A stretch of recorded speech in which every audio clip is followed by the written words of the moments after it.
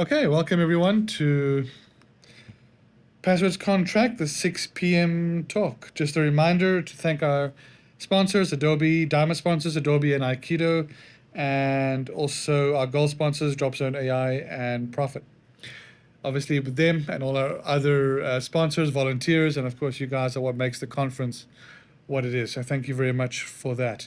Just a reminder, if you have a cell phone, you can take pictures of the speaker and his presentation, but please don't take pictures of anybody else in the audience without their consent, or anywhere else for that matter.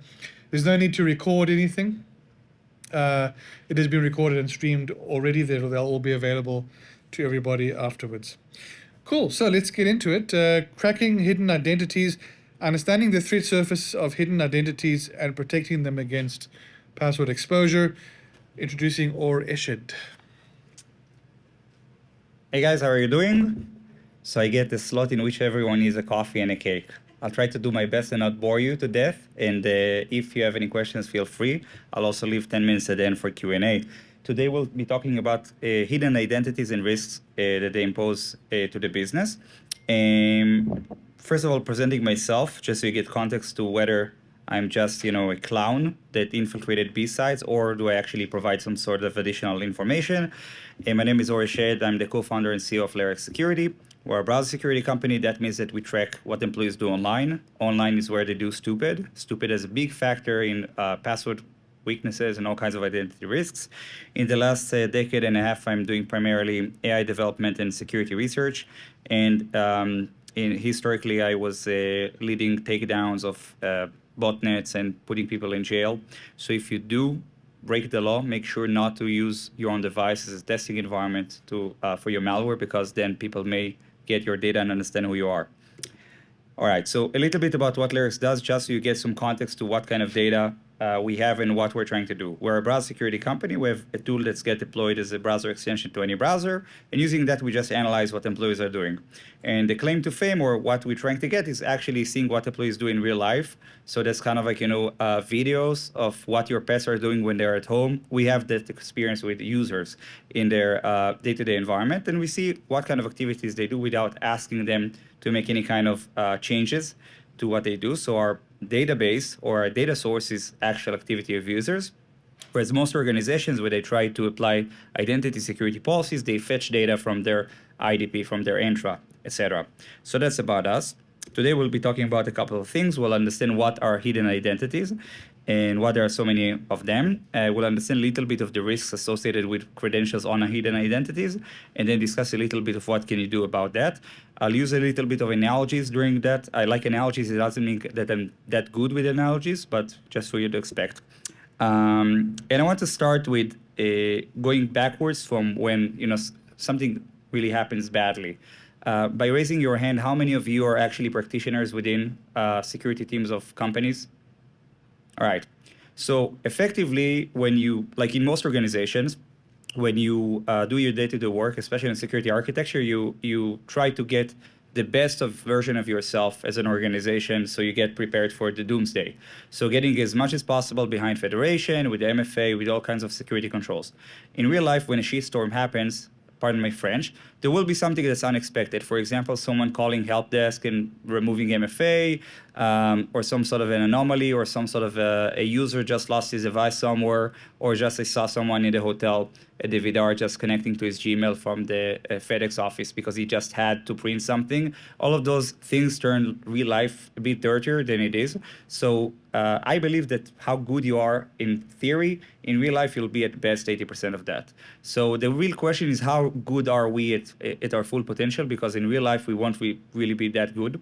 And the question is, what really exists in the organization? That's super critical. And that relates to hidden identities, because account takeovers are pretty much a big deal. And the SaaS usage in the organization is very interesting. Before we talk about hidden identities, let's talk a little bit about SaaS security and identity security. Web browsers are pretty much 32 years old. So we've went in a shift from which all the data and all the users were being set in one location, one building, and that's it. All the rest is a jungle. It's all evil. The internet is a dangerous place. I actually had the pleasure of talking to a CISO that doesn't allow internet access in his organization still today. Fortunately, that's not very common, especially in North America. And over time, there started to be some sort of a shift to using all kinds of SaaS or early versions of SaaS or early version of connectivity, private access. Traditionally really, really differentiated. It's either personal or work. Everything has some sort of a client-server relationship, really differentiable on the host name level, to a world in which over time we move to really full shift to full SaaS. You have, Notion or ChatGPT or whatever, and then ChatGPT can have 1 million accounts. Those million accounts can represent anything. Now, let's take, for example, Dell Technologies. Dell Technologies acquired EMC a couple of years ago. Let's say that if I was a security practitioner within Dell, which I'm not, I would not be surprised to find anything. Like there is a chance that I have an EMC ChatGPT account. I may have a Dell ChatGPT account. Dell has an investment arm, DTC. They have accounts.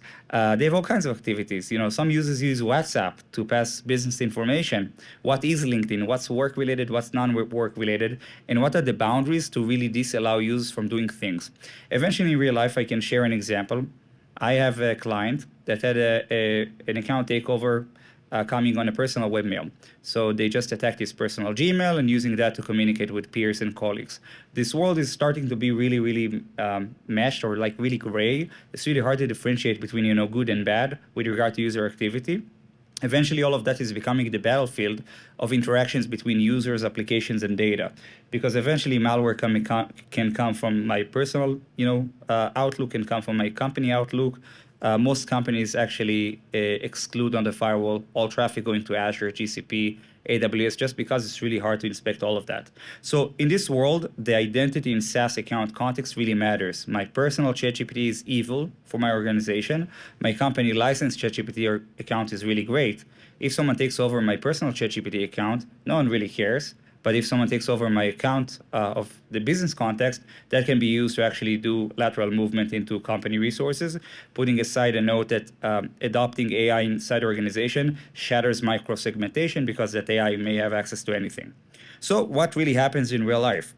Statistically, across all kinds of customers that we have, users use over the course of 90 days about 25 SaaS accounts that are mapped using some sort of an identity provisioning. What does that mean? If I go into some sort of a site that doesn't use an identity or there is some sort of an exotic authentication mechanism, that would not be considered SaaS. So we transfer just having a page that I can just download something from, that's not SaaS. SaaS is me using my Facebook, my LinkedIn, or my work applications.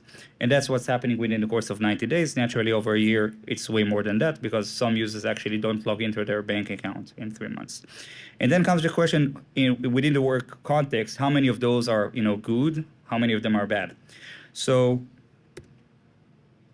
we have differentiation between on the identity level between corporate accounts and non-corporate accounts. It's unrelated to the usage of those accounts. Over 2/3 of all SaaS used by employees is actually non-corporate related. So in the identity context, so my LinkedIn, which is definitely an instrument for work, I set meetings using my LinkedIn, I actually communicate with people, that's not work on the identity level. Under 1/3 is corporate related. And within those corporate accounts, we have a distinction between accounts under federation and behind SSO and those that are not behind SSO. And here again, we have a nearly half and half.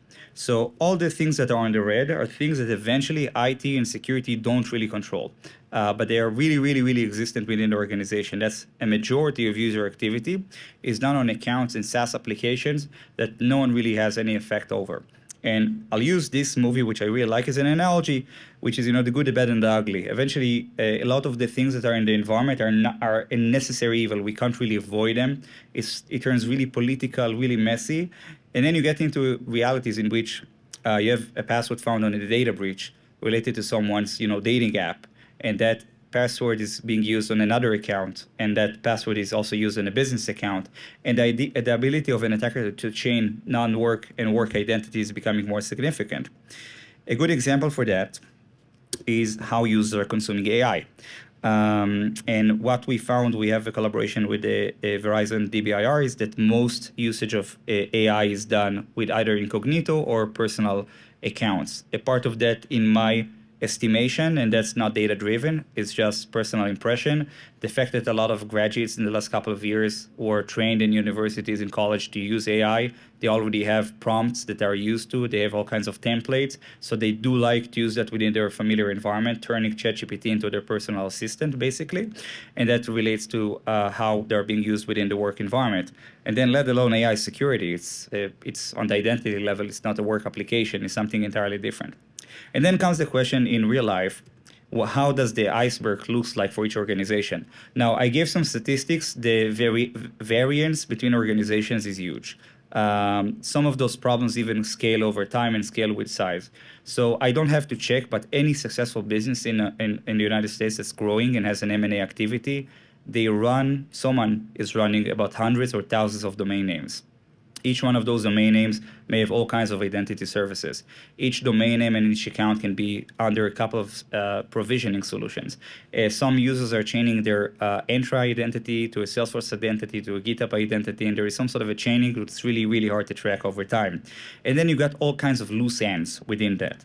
For example, what happens when there is no login or some sort of a QR code?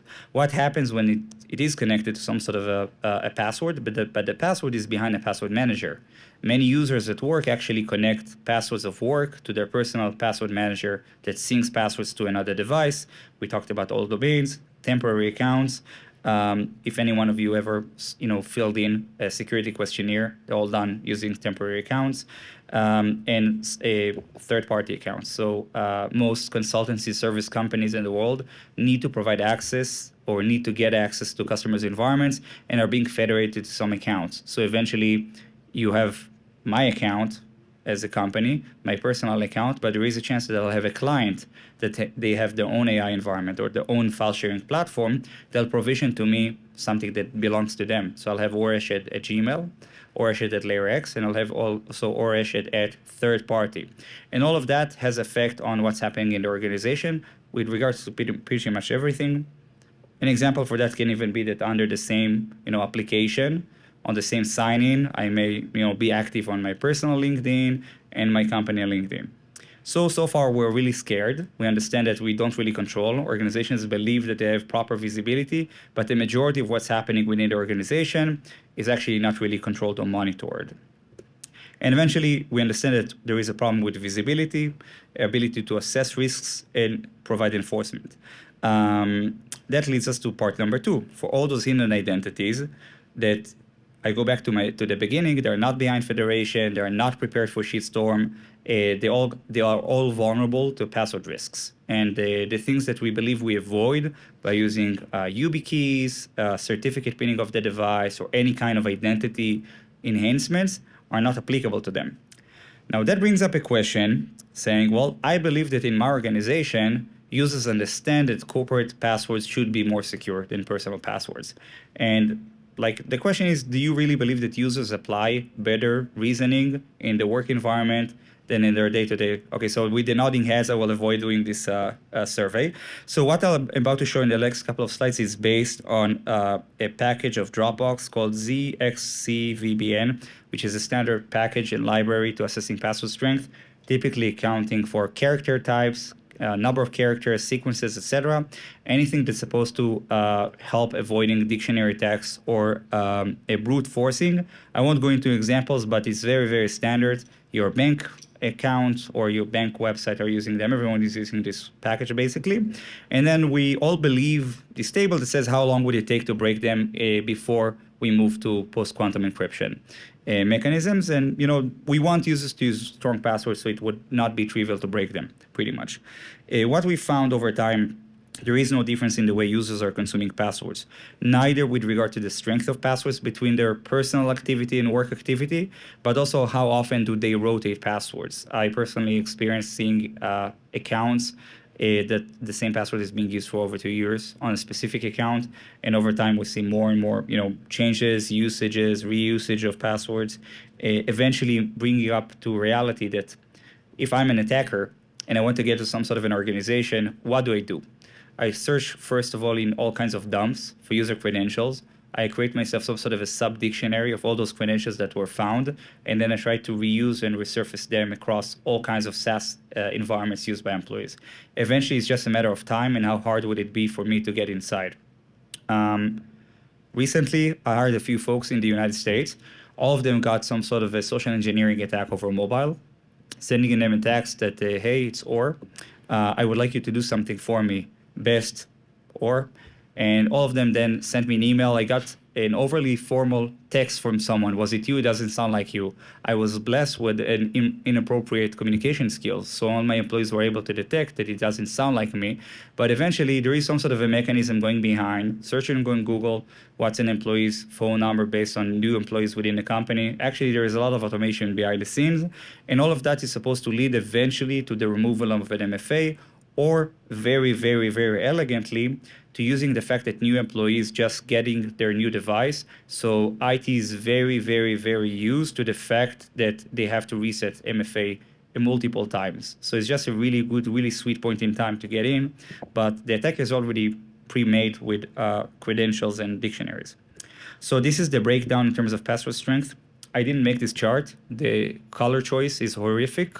So you'll forgive me because it's not intuitive, but it shows the breakdown between passwords based on strength when we assume that medium and below is unapplicable also in terms of compliance.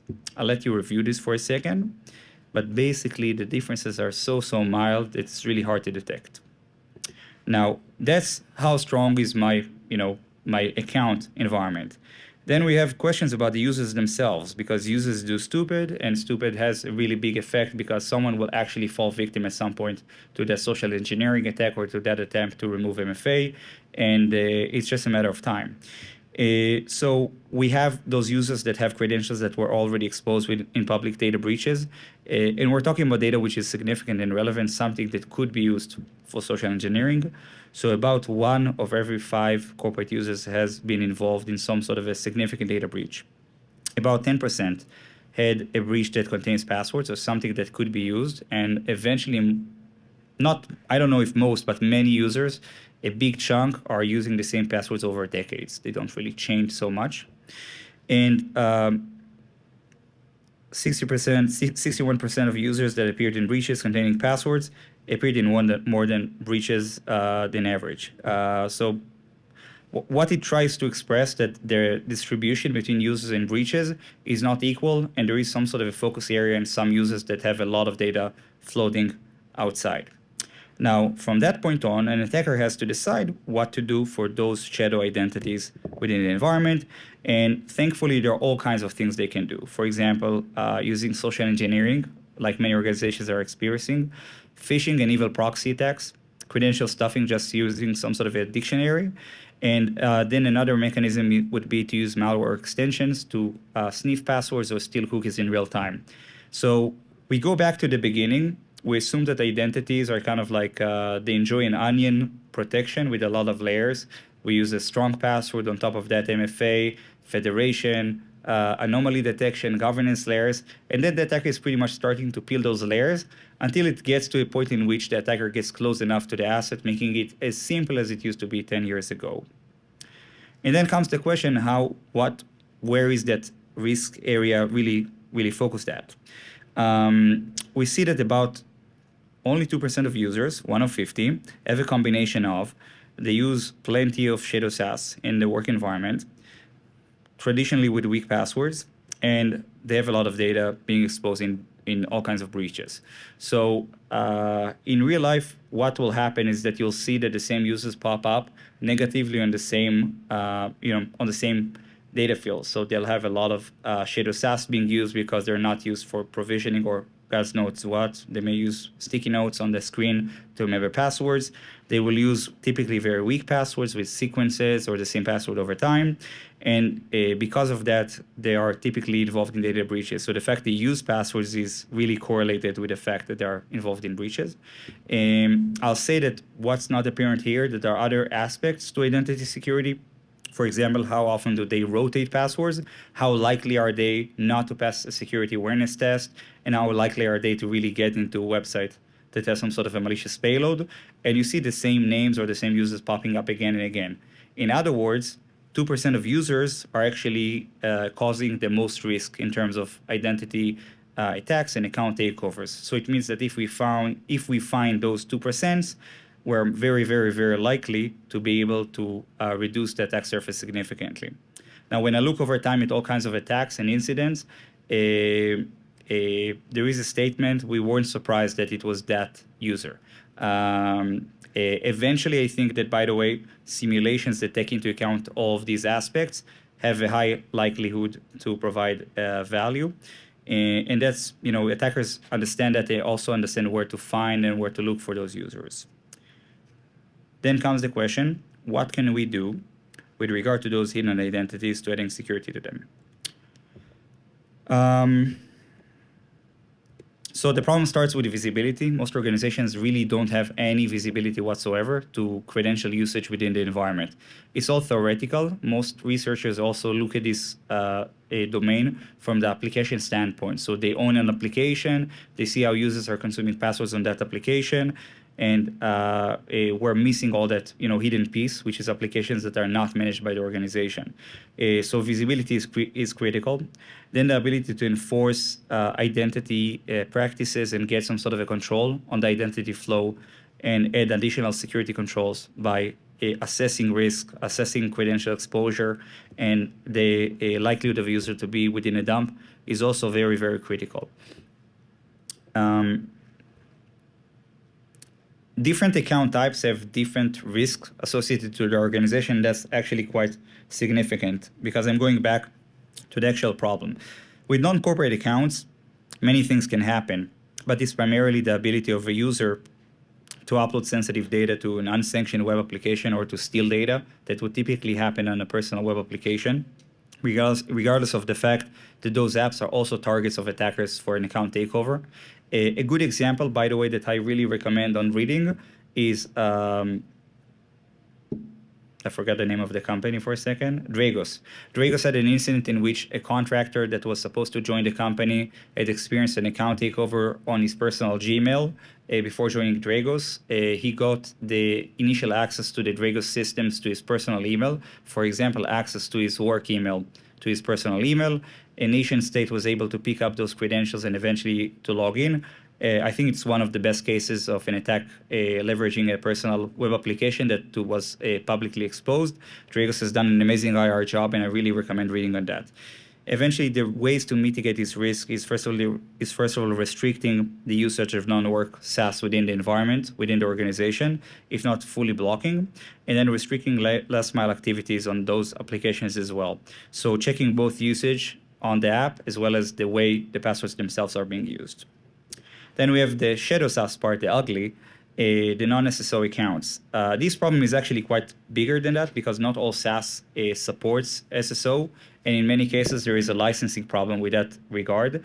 There are some companies that claim to solve this problem, but it's not real because eventually something can sniff the traffic, find the password, or could steal a cookie. Eventually, the best strategy for that is enforcing SSO on all corporate accounts, and if not, is really validating that passwords are being rotated quite frequently, cookies are being flushed, and that the passwords are really strong. Using a corporate password manager would probably be one of the most effective mechanisms here. And then for the SSO-backed identities and all kinds of SaaS and web applications, the main risk will be an advanced attacker using phishing, social engineering, or all kinds of mechanisms to get infiltration into those applications.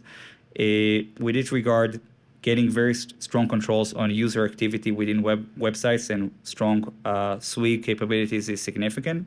I would mention also that we start seeing more and more tendency to use OAuth as a mechanism to collect data on users. So attackers are actually building applications that have some sort of a mechanism to log in, and using those credentials can actually harvest data within environments. For example, if I were to be an attacker, I would probably build some sort of a calendar app to get data from users' activity, being able to fetch where they are and use that for social engineering. There are additional scopes that could be used within Google, Microsoft Okta environments, etc., that could allow attackers to fetch data on user activity and company data within the organization. So I know that I actually ran over this quite fast, faster than I should. So I'll get to the summary now and then open it up for Q&A. All in all, the problem of shadow identities is huge. Organizations are not even scratching the surface. We see examples of all sorts. Enterprise identity and access management systems can only see the tip of the iceberg. The question is really for each organization, is this a 90% security or 20% security? Because that's in real life really what's happening. Some companies really do a really good job about that. In many cases, it involves a lot of manual work. For example, when IT is chasing users based on access to host names and asking them who is using that, for what regard, finding the admin, taking ownership, using those manual works. Those would typically be the large financials, banks. Most organizations are actually only seeing about 20% of user activity, not more than that. And the last piece of it is the network security solutions that are typically really involved with regard to mapping SaaS, shadow SaaS identities. Don't really see how users log into the application. So the hostname context is really, I wouldn't say useless, but it's a bluff, because eventually the way the user logs in has a lot of context. And if I go back to the slide from the beginning, if you use a network security tool to assess this, eventually everything will be examined by the quality of the host name, the domain, and not the quality of the usage by the end user. And probably a network security tool will assess applications that most of them are secure, most of them are fine, and actually will just use classification of their context, social media versus file sharing, for example. By the way, there are like 5 most popular file sharing platforms. Imagine working in a company like Deloitte, when each file sharing platform is being used across hundreds of thousands of clients worldwide. And you have like hundreds of thousands of tenants, and within each tenant, you have a lot of different kinds of identities. That's pretty much the kind of problem that companies like that experience. So I ran across this presentation quite fast. I have examples and I have all kinds of stories, but happy to open it up for questions now if anyone wants to ask anything.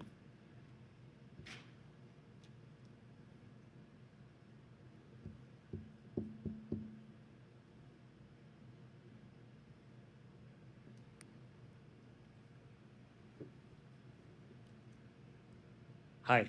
So you mentioned an interesting statistic there of like 1.8 users being the bulk of your risk. And you also mentioned the fact that you were like, well, we expected that user to be the one that was popped. How do you deal with that in like a corporate context when you might not necessarily have the buy-in from a user who thinks that they don't have an issue and things are right? So every organization is different. That relates to a couple of things. How is SaaS being acquired or bought within the organization, and whether security is a blocker or is it a show runner or showstopper? Must I get access from security to get access to a website or not? A good example for that would be trying to go to Product Hunt and just finding a new cool tool over Product Hunt and trying to get access to that. Some organizations, such as the big banks, will just block all sites by default and allow them one by one.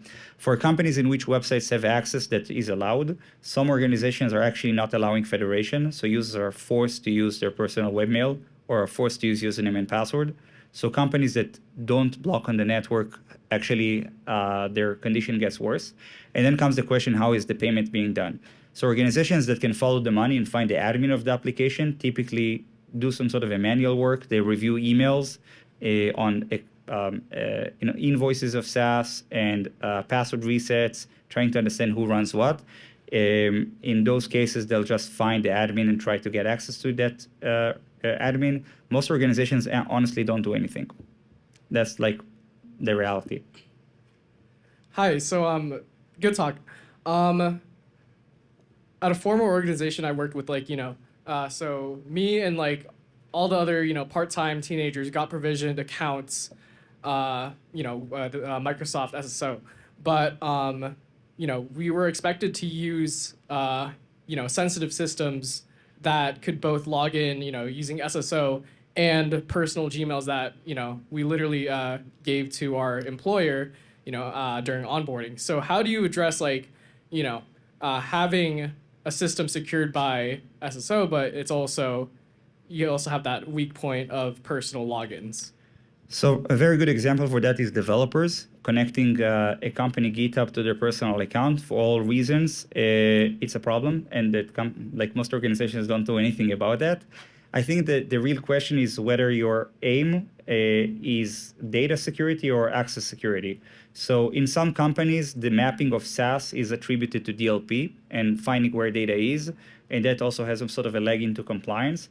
In some security teams, the more powerful one is who has access in terms of system intrusion. That typically will lead the way with regard to whether to allow that or not. Companies that want to secure access cannot, like typically they have no solution for that, or they will create some sort of a mechanism for constant validation every time. Companies that have an aim with data security will typically try to restrict exfiltration of data using the browser or the network. Many of them will buy some sort of a Netscope or a Lookout. Some companies, or Cyberhaven, companies that have, or Larix, companies that have the ability to see that activity, but they will contextualize data actions with identity context. In some cases, they will just not actually provide significant access to data for contractors and temporary employees.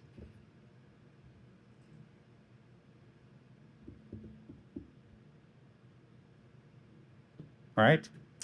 I hope it was interesting a little bit, that you learned something new, and thank you very much.